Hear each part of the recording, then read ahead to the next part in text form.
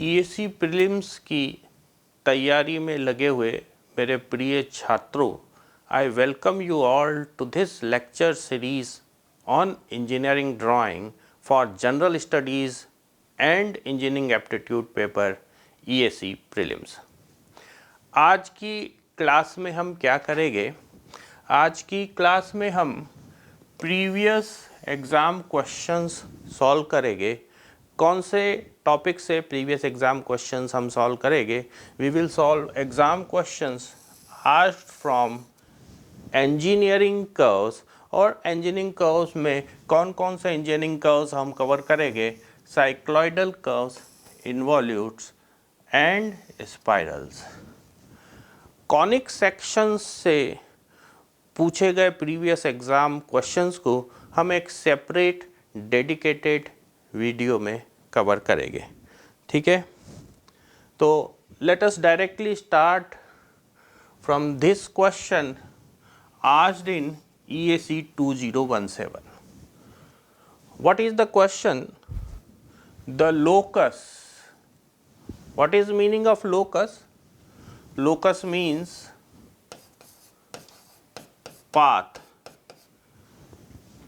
The locus traced by a point moving along a pendulum from one end to other when the pendulum oscillates is।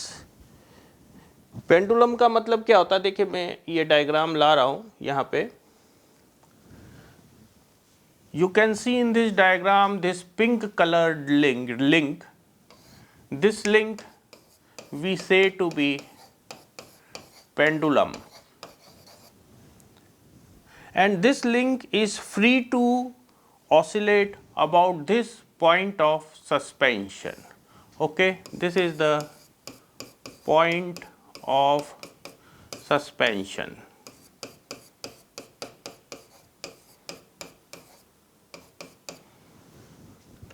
Okay, so this link is free to oscillate like this about the point of suspension, and if you see carefully you can see a star here, the moving point P, and this moving point P, how it moves? A point moving, the locus traced by a point P moving along a pendulum from one end to another when the pendulum oscillates is। ये point P pendulum के इस and से इस and तक जा रहा है, इस तरीके से ट्रेवल करते हुए, और ये पेंडुलम ऑसिलेट हो रहा है। तो पूछा क्या है?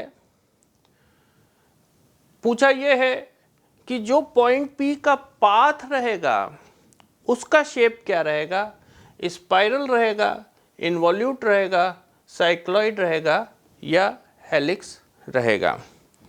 एक बार और मैं क्वेश्चन आपको विजुअलाइज करवा रहा हूँ। You can see this same diagram. This pink coloured is your pendulum, this star is your moving point, and I am playing this animation now। Okay, आप देख रहे हैं कि पेंडुलम अपना ऑसिलेट कर रहा है। यहाँ था, यहाँ से यहाँ तक आ गया, और ये स्टार जो था, जो मूविंग पॉइंट P था, वो यहाँ पर था, यहाँ से यहाँ तक आ गया, और ये चलते चलते यहाँ तक पहुँचेगा। तो मूविंग पॉइंट P के लीनियर मोशन और पेंडुलम के रोटेशनल मोशन की वजह से ये जो कर्व बन रहा है, इस कर्व का नाम आपसे क्वेश्चन में पूछा गया है। ठीक है,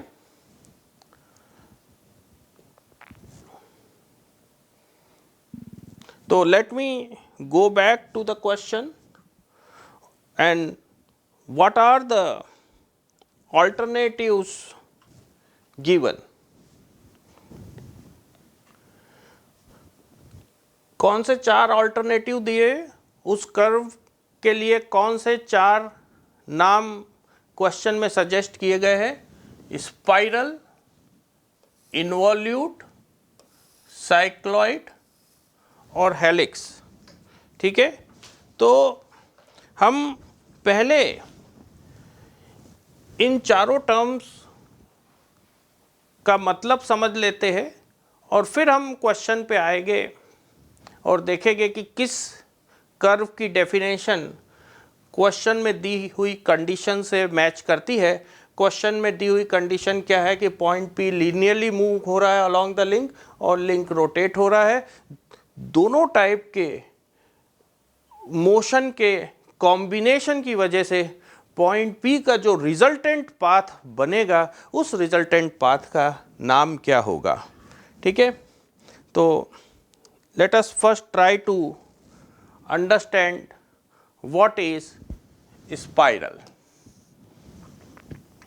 इस डायग्राम को देखिए, ये आपको क्या दिख रहा है? This is a link. ये आपको क्या दिख रहा है? This is the moving point P, जो कि इस तरीके से अलोंग द लिंक मूव हो रहा है और ये लिंक रोटेट होएगा। ठीक है, अब स्पाइरल की डेफिनेशन क्या है? स्पाइरल की डेफिनेशन है कि जब एक लिंक रोटेट होता है अबाउट इट्स एंड O और एक पॉइंट P लीनियरली मूव करता है along the link in one direction, then path traced by the point P is called spiral. देखिए, इसकी डेफिनेशन को रीड कर लीजिए आप, स्पाइरल की डेफिनेशन को। If a line rotates in a plane about one of its ends O, this yellow colored is your line rotating about this point O, and if at the same time a point P moves along the line continuously in one direction, the curve traced out by the point P is called spiral. ठीक है, एक बार आप देख भी लीजिए कि एक बार आपको एनिमेशन दिखा देता हूं so that you are able to visualise the path of point P। ये एनिमेशन प्ले कर रहा हूं मैं और आप देखिए P शुरुआत में यहां पर था और लीनियरली अलोंग द लिंक यहां तक चलते जा रहा है और जो लिंक है वो रोटेट होते जा रहा है और resultant path of point P under the combination of linear motion along the link and rotational motion of link is called spiral। और ये जो पॉइंट है, जिस पॉइंट के अबाउट लिंक रोटेट होता है, उसको कहते हैं हम पोल ऑफ स्पाइरल। और what is radius vector at any point P of spiral? आप पोल O को सिंपली जोड़ दीजिए उस पॉइंट P से by a straight line, that is called the radius vector at any point P of the spiral. और ये radius vector जो angle बनाती है स्टार्टिंग लिंक की स्टार्टिंग डायरेक्शन से, that is called vectorial angle of radius vector. और शुरुआत में P कहाँ से चालू हुआ था? यहाँ से चालू हुआ था। तो शुरुआत में P की जो पोल O से डिस्टेंस रहती है, that distance is called initial radius of spiral. और जब रेडियस वेक्टर पूरा एक रिवॉल्यूशन कंप्लीट कर लेती है अबाउट द पोल ओ, तो हम कहते हैं कि ये जो स्पाइरल है इसका एक कन्वॉल्यूशन कंप्लीट हो गया है। ठीक है, तो हम अपने क्वेश्चन पे चल रहे हैं फिर से। स्पाइरल की डेफिनेशन क्लियर हो गई। स्पाइरल की डेफिनेशन क्या है? एक लाइन रोटेट होती है about its end point O, और एक पॉइंट पी रहता है जो कि मूव होता है लीनियरली अलोंग द लाइन। इन दोनों मोशन के कॉम्बिनेशन की वजह से पॉइंट पी का जो रिजल्टेंट पाथ क्रिएट होता है वो होता है स्पाइरल। तो let us go back to our question. हमारा क्वेश्चन क्या है कि एक पेंडुलम है, वो ऑसिलेट हो रहा है और पॉइंट पी पेंडुलम के एक एंड से दूसरे एंड जा रहा है। तो पॉइंट पी का पाथ क्या है? And this is matching with the definition of spiral and therefore the correct answer is spiral. ठीक है, आंसर तो हमने निकाल लिया, पर इन शब्दों का मतलब भी तो, इन टेक्निकल टर्म्स का मतलब भी तो हम समझ ले। What is involute, what is cycloid and what is helix. तो मैं आपको इन्वॉल्यूट क्या होता है ये समझा रहा हूँ। इन्वॉल्यूट ऑफ ए सर्कल समझा रहा हूँ। इस डायग्राम को ध्यान से देखिए। आपको ये येलो कलर का जो सर्कल दिख रहा है, इसका डायमीटर कितना है? इसका डायमीटर है 40 mm। और आप और ध्यान से देखिए तो आपको एक थ्रेड लपेटा हुआ दिख रहा है इस येलो कलर के सर्कल पे, और थ्रेड के एंड पर एक लूप बना हुआ है जिसमें कि आपने पेन को अटका के रखा है। ठीक है, अब मैं इन्वॉल्यूट डिफाइन कर रहा हूं। डायग्राम समझ आ गया? जब एक सर्कल के ऊपर लपेटे हुए धागे को आप टाइट रखते हुए खोलते हैं तो धागे का एंड जो कर्व ट्रेस करता है that is called involute of the circle.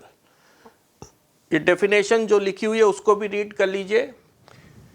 It is curve traced by end of thread unwounded from a circle. और ये जो थ्रेड है, ये जो थ्रेड है, ये नंबर 1 तो इनएक्सटेंसिबल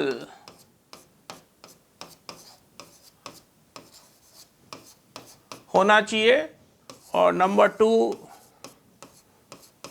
फ्लेक्सिबल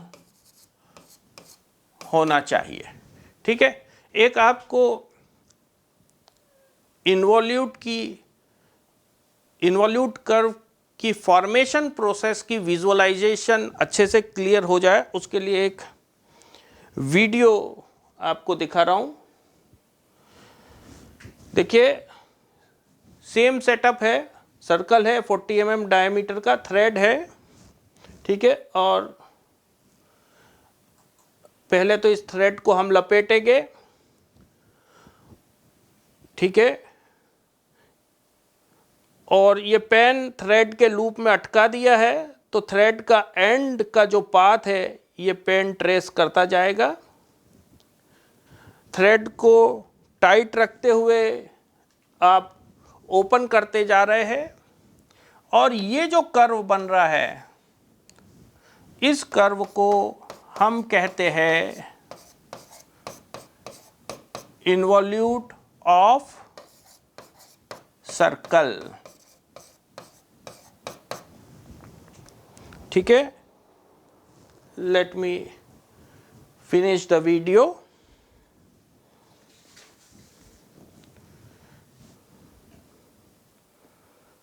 ठीक है, तो ये इन्वॉल्यूट की डेफिनेशन तो हमारे क्वेश्चन से मैच नहीं करती है। क्वेश्चन में तो बोला था क्वेश्चन में तो पूछा था कि एक पेंडुलम है वो ऑसिलेट कर रहा है और एक पॉइंट पी है जो पेंडुलम के एक एंड से दूसरे एंड जा रहा है, तो पेंडुलम के रोटेशनल मोशन और पॉइंट पी के linear motion along the pendulum के कॉम्बिनेशन की वजह से पॉइंट पी का जो रिजल्टेंट पाथ है वो क्या होगा। तो ये इन्वॉल्यूट की डेफिनेशन से कहीं मैच नहीं करता, वो रिजल्टेंट पाथ तो स्पाइरल होगा। But I hope you have understood involute. अब ये दूसरी टेक्निकल टर्म, ये भी एक कर्व है, साइक्लॉइड। साइक्लॉइड कैसा कर्व होता है ये हम समझ रहे हैं। पहले इस डायग्राम को ध्यान से देख लीजिए, फिर मैं आपको साइक्लॉइड की डेफिनेशन बता रहा हूँ। इस डायग्राम में क्या दिख रहा है आपको, ये एक रेड कलर की लाइन दिख रही है, इसको मैं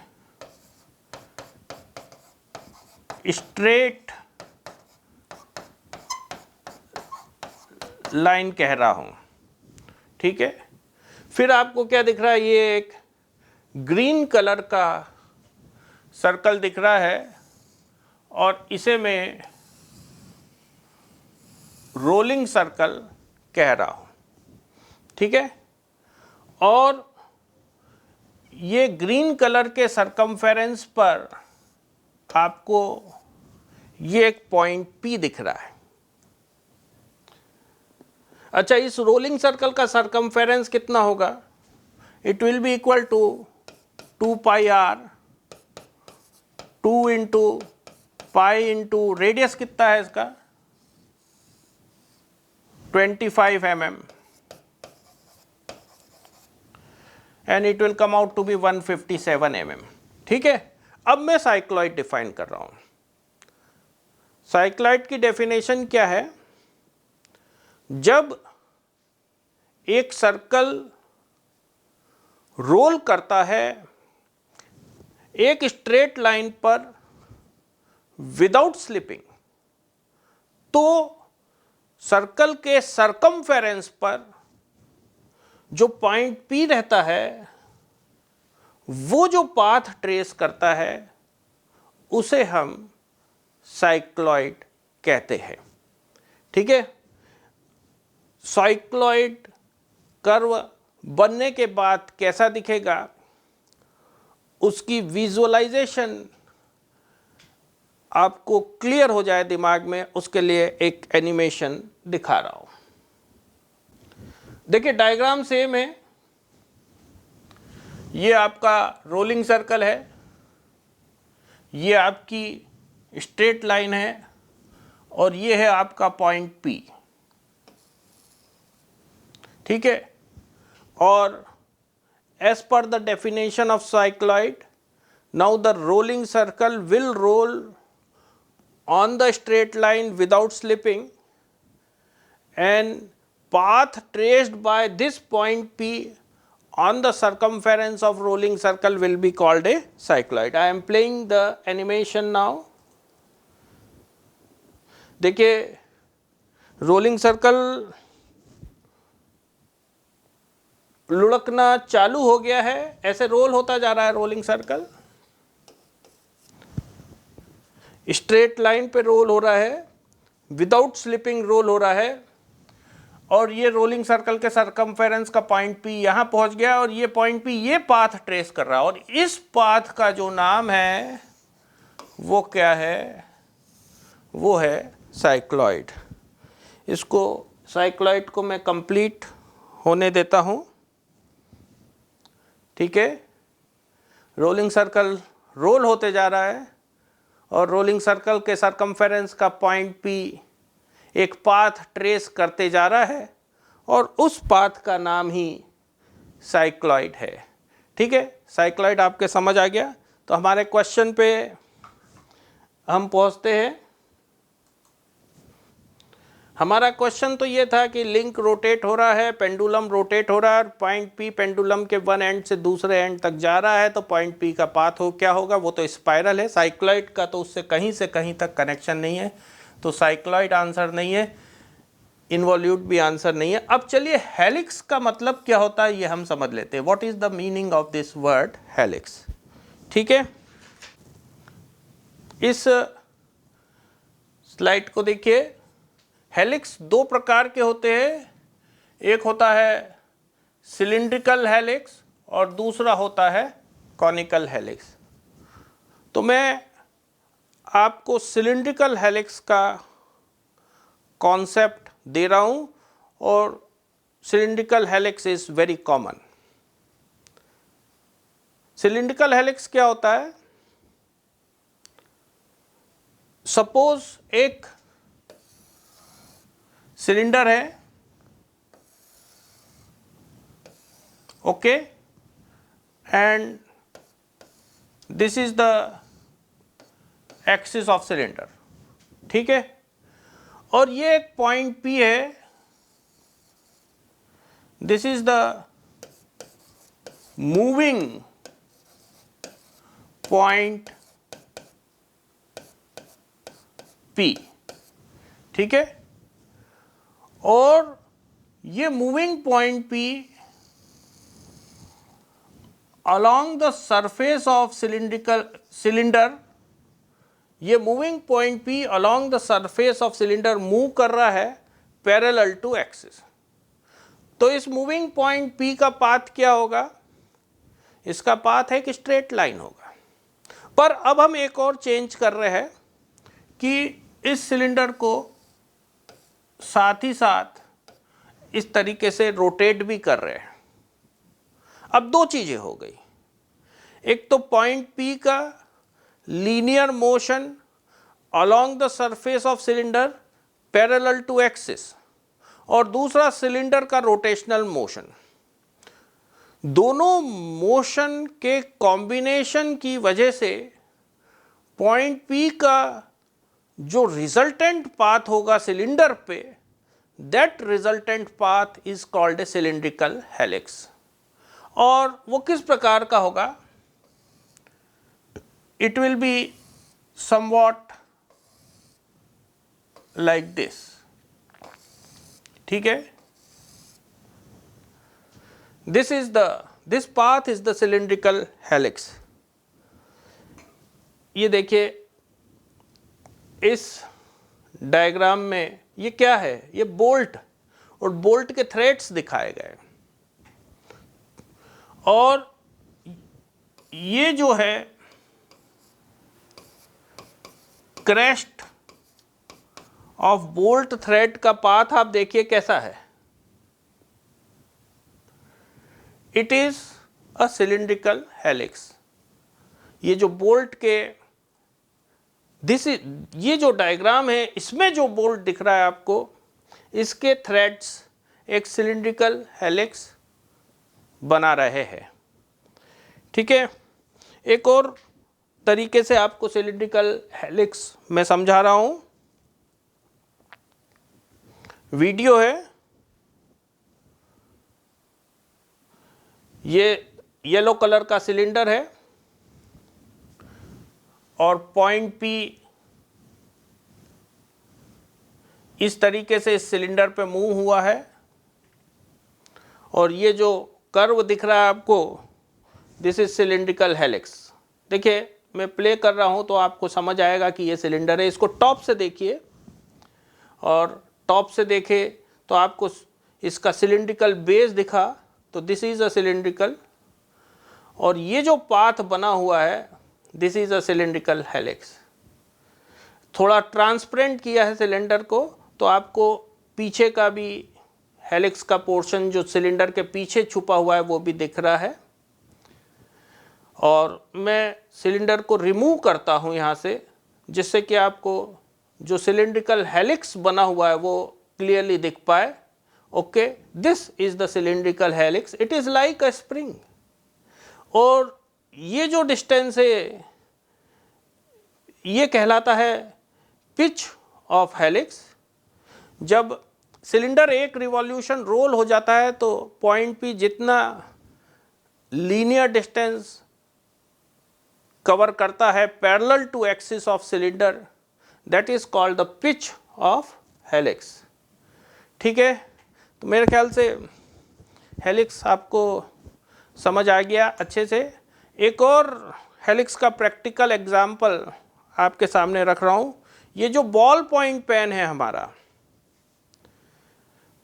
इसके अंदर रिफिल है और रिफिल प्रॉपरली ऑपरेट हो उसके लिए एक हेलिकल स्प्रिंग यहाँ आगे की तरफ लगी रहती है।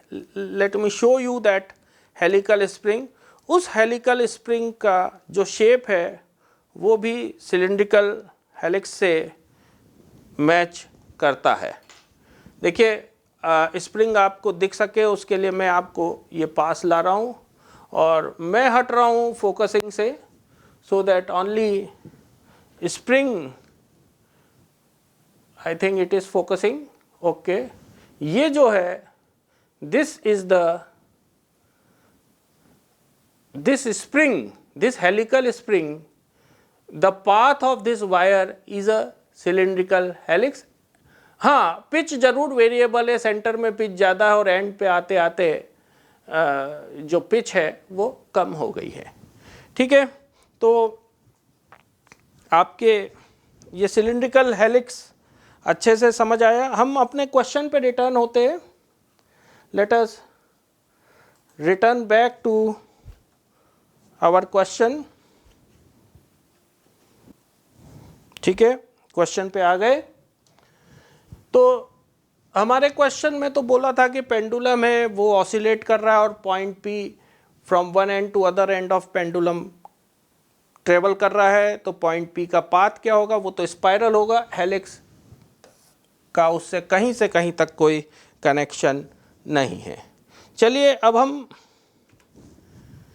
EAC 2017 में पूछे गए इस क्वेश्चन पर चलते हैं। क्वेश्चन क्या है? If the radius of generating circle which is moving inside the directing circle is half of the radius of directing circle, then curve generated by a point on the circumference of generating circle is what? Circle, ellipse, straight line, spiral. देखिए एक generating circle की बात करी गई है इस question में। ये मैंने जनरेटिंग सर्कल का सेंटर मार्क किया और ये जनरेटिंग सर्कल ड्रॉ किया। इसे मैं नाम दे रहा हूं जनरेटिंग सर्कल या रोलिंग सर्कल। ठीक है,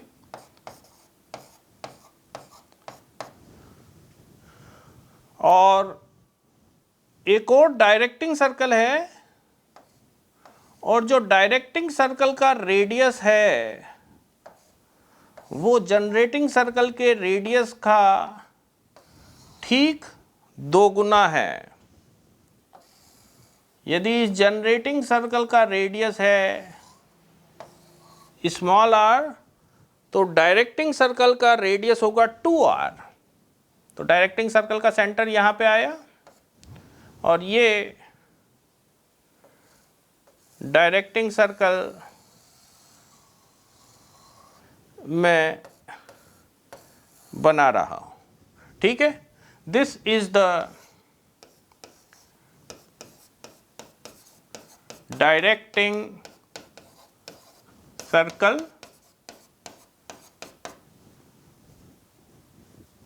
और इस डायरेक्टिंग सर्कल का रेडियस है capital R and this capital R is 2 times the small r। एक बार और क्वेश्चन को पढ़ लेते। If radius of generating circle, rolling circle, which is moving inside, देखिए ये रोलिंग सर्कल डायरेक्टिंग सर्कल के अंदर मूव कर रहा है, which is moving inside the directing circle is half of radius of directing circle, then curve generated by point on circumference of generating circle is. ये काफ़ी कुछ हाइपोसाइक्लॉइड की डेफिनेशन से मैच हो रहा है, तो पहले मैं आपको समझा देता हूँ कि हाइपोसाइक्लॉइड क्या होता है और फिर हम देखेंगे कि what is the correct answer for this question. ठीक है, ये देखिए अगली स्लाइड देखिए। सबसे पहले इस डायग्राम को देख लीजिए, फिर मैं हाइपोसाइक्लॉइड डिफाइन करता हूं। ये येलो कलर का आपको रोलिंग सर्कल दिख रहा है, ये रेड कलर का जो सर्कल दिख रहा है ये डायरेक्टिंग सर्कल है, और ये दिख रहा है point P on the circumference of rolling circle, और ये रोलिंग सर्कल रोल होएगा इस प्रकार से इनसाइड दिस डायरेक्टिंग सर्कल। ठीक है, अब हाइपोसाइक्लॉइड डिफाइन कर रहा हूं, या पहले डेफिनेशन जो लिखी है उसको रीड कर लेते हाइपोसाइक्लॉइड की। When a rolling circle rolls inside the directing circle without slipping, then curve traced by point P on the circumference of rolling circle is called a hypocycloid। ठीक है, क्या है हाइपोसाइक्लॉइड की डेफिनेशन? जब एक रोलिंग सर्कल रोल होता है inside the directing circle without slipping, तो रोलिंग सर्कल के सरकमफेरेंस पर जो पॉइंट P रहता है वो जो पाथ ट्रेस करता है दैट इज कॉल्ड द हाइपोसाइक्लॉइड। तो काफ़ी कुछ ये केस हमारे क्वेश्चन से मैच कर रहा है, बस इसमें और हमारे क्वेश्चन में फ़र्क ये है कि यहाँ आप देखिए कितना है रोलिंग सर्कल का रेडियस 25 mm और कितना है डायरेक्टिंग सर्कल का रेडियस 87.5 mm, जबकि 25 mm का डबल होता है 50 mm, है ना। 25 का डबल कितना होता है 50 mm। मतलब ये इस केस में और हमारे केस में डिफरेंस है। हमारे क्वेश्चन में भी rolling circle inside the directing circle roll हो रहा है, हमारे क्वेश्चन में भी पॉइंट P का पाथ बताना है जो कि रोलिंग सर्कल के सरकमफेरेंस पे है, पर हमारे क्वेश्चन में जो तीसरी कंडीशन है वो ये कि radius of rolling circle is half the radius of directing circle, इसमें वो नहीं है। ये जो पर्टिकुलर हाइपोसाइक्लॉइड का डायग्राम है और एनिमेशन अभी मैं आपको दिखाने वाला हूँ, उसमें बस ये तीसरी कंडीशन सेटिस्फाई नहीं हो रही। पर अभी तो हमारा ऑब्जेक्टिव हाइपोसाइक्लॉइड क्या होता है ये समझना है। सेम डायग्राम है, rolling circle, directing circle, point P, और मैं इसको प्ले कर रहा हूँ एनिमेशन को, और आप रोलिंग सर्कल के सरकमफेरेंस पे जो पॉइंट P है वो एक ग्रीन कलर का पाथ ट्रेस कर रहा है। इस ग्रीन कलर के पाथ का नाम ही हाइपोसाइक्लॉइड होता है। ठीक है, तो हाइपोसाइक्लॉइड क्या होता है ये तो आपके अच्छे से समझ आ गया। अब हमें एक और कंडीशन हाइपोसाइक्लॉइड में डालनी है, क्योंकि हाइपोसाइक्लॉइड आंसर जो है आपके क्वेश्चन में दिया नहीं है। आपके क्वेश्चन में 4 आंसर क्या दिए? Circle, ellipse, straight line, spiral. ठीक है, हाइपोसाइक्लाइड आंसर आपके क्वेश्चन में दिया नहीं है। पर अभी हमने जो हाइपोसाइक्लाइड देखा, जो समझा, उसमें एक कंडीशन फॉलो नहीं हो रही थी, radius of rolling circle is half the radius of directing circle. तो चलिए एक और हाइपोसाइक्लाइड में आपको दिखाता हूं। इसमें तीनों कंडीशन सेटिस्फाई हो रही है। इस डायग्राम को देख लीजिए पहले ध्यान से। ये येलो कलर का रोलिंग सर्कल है, ठीक है। ये रेड कलर का डायरेक्टिंग सर्कल है, ठीक है। ये रोलिंग सर्कल के सरकमफेरेंस का पॉइंट P है, और इस रोलिंग सर्कल का रेडियस कितना है? इस रोलिंग सर्कल का रेडियस कितना है? 25 mm। और इस डायरेक्टिंग सर्कल का रेडियस कितना है? 50 mm। तो ये वाले डायग्राम में तीसरी कंडीशन में भी हमने इनकॉर्पोरेट कर दी कि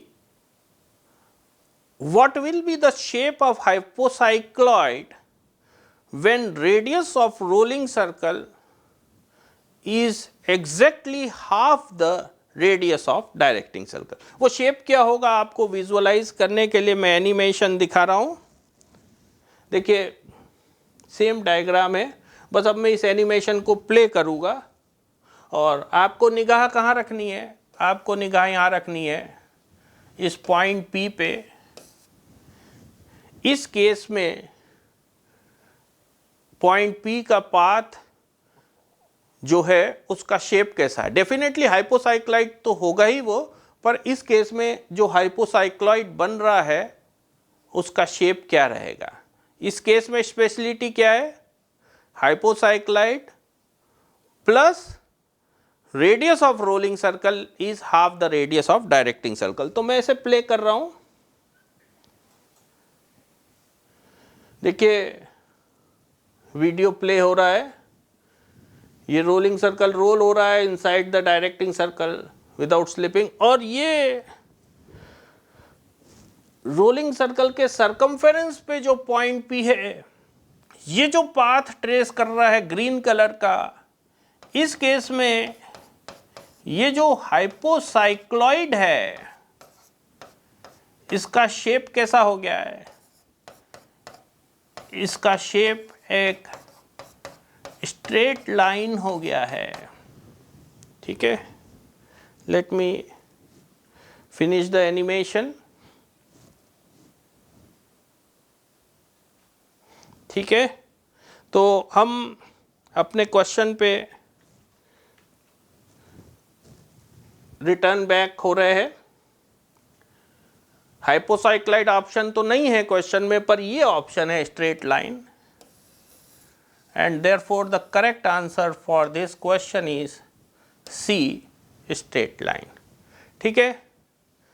आंसर तो हमें मिल गया, पर ये जो दूसरे ऑप्शंस दिए हुए हैं उनका मीनिंग भी मैं आपको समझा रहा हूँ।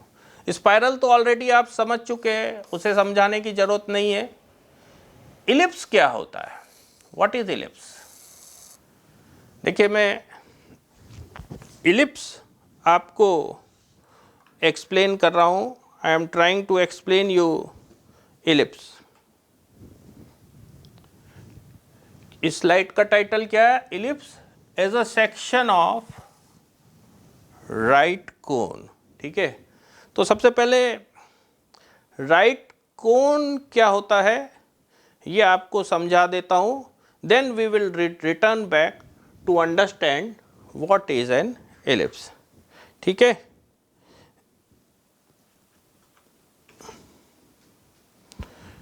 राइट कोन क्या होता है?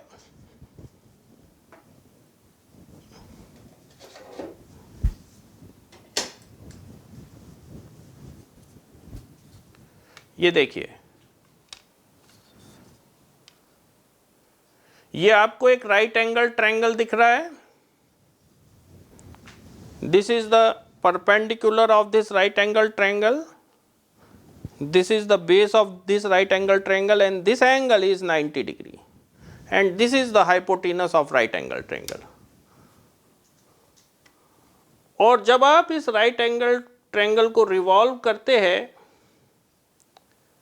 अबाउट इट्स परपेंडिकुलर, तो hypotenuse in space traces the curved surface of right cone and base generates the base circle of this right cone. देखिए राइट कोन का मॉडल आपको दिखा रहा हूं, ये this is the model of right cone. ये base है, circular base of right cone, और ये अपेक्स है और ये अपेक्स बेस से जुड़ा हुआ है by a slant surface. A right cone consists of a circular base which is joined to apex by a slant surface such that axis makes an angle of 90 degree with the base. ठीक है, right कोन समझ आया आपको. इस slide में भी जो diagram बने हुए हैं उनसे और समझ लीजिए राइट कोन को.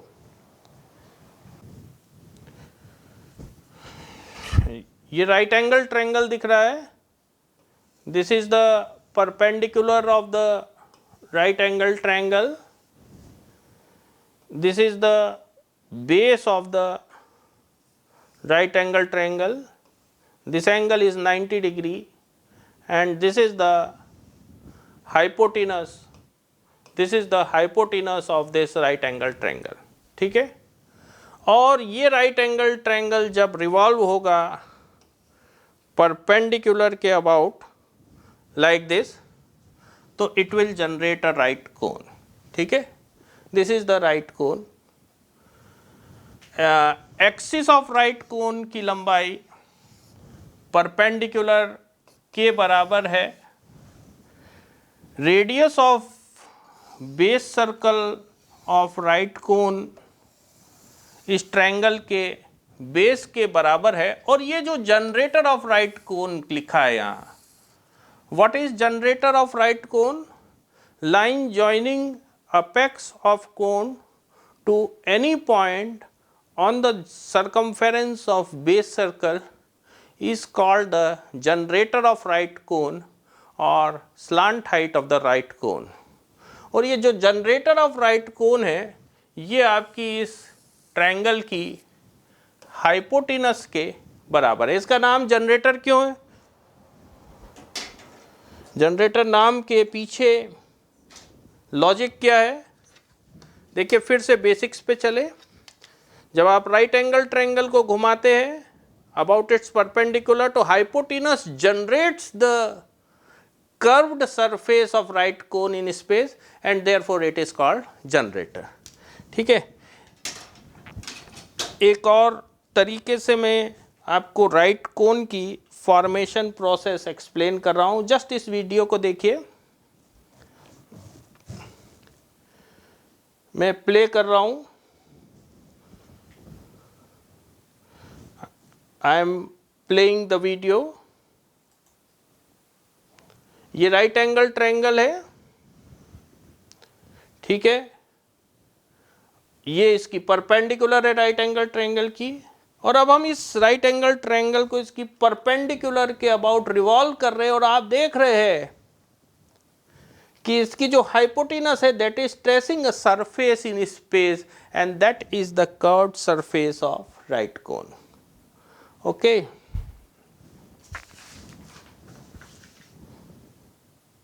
ठीक है.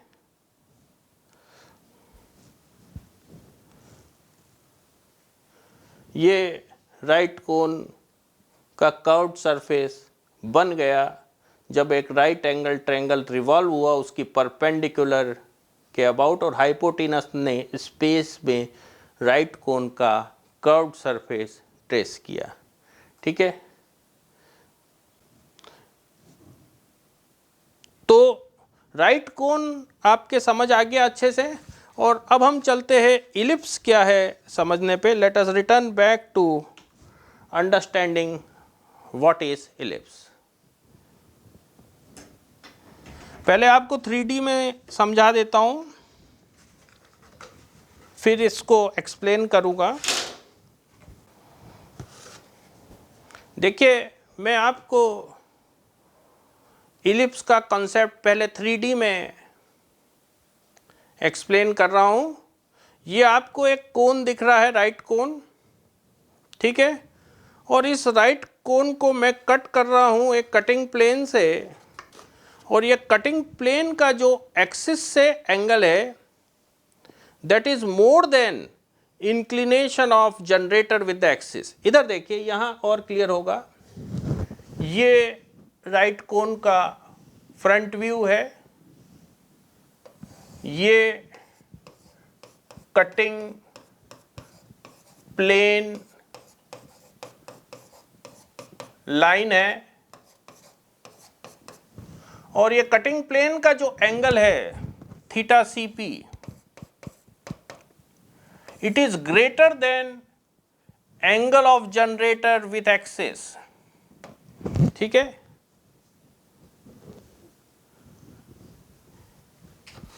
ये कटिंग प्लेन का एंगल एक्सिस से जनरेटर के एंगल से ज़्यादा है. ये पोर्शन कट हुआ, रिमूव हुआ,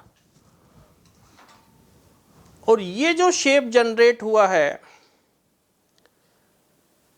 ये जो शेप जनरेट हुआ है due to the intersection of cutting plane and curved surface of right cone is called an ellipse. क्या है एलिप्स की डेफिनेशन? जब हम एक राइट कोन को कट करते हैं एक कटिंग प्लेन से इस तरीके से कि कटिंग प्लेन का एक्सिस से एंगल ज़्यादा रहता है compare to angle between generator and axis, तो कटिंग प्लेन के और राइट कोन के कर्व्ड सरफेस के इंटरसेक्शन की वजह से जो कर्व प्रोड्यूस होता है that curve is called an ellipse. ठीक है. आपको मैं एक और 3D मॉडल से एलिप्स का कॉन्सेप्ट और क्लियर कर रहा हूं. ये देखिए, यहाँ क्या दिख रहा है आपको? ये राइट कोन का मॉडल है, फ्रंट से देख रहे हैं आप. इस सेकंड वाले में ये राइट कोन को कट कर दिया है इस कटिंग प्लेन से. This is the cutting plane. Okay. और ये थर्ड वाले में कटिंग प्लेन से कट करने के बाद जो राइट कोन का जो अपेक्स वाला पोर्शन था उसको रिमूव कर दिया है. ठीक है. देखिए, अब मैं इस वीडियो को प्ले कर रहा हूं so that you can clearly understand the concept of ellipse.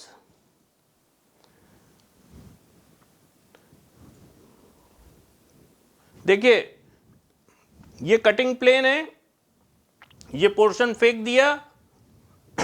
ये जो कर्व दिख रहा है this curve is called ellipse.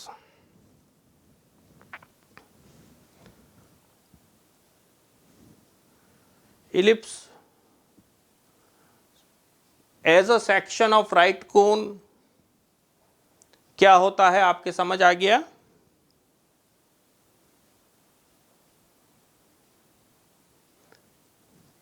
ये this curve is called ellipse.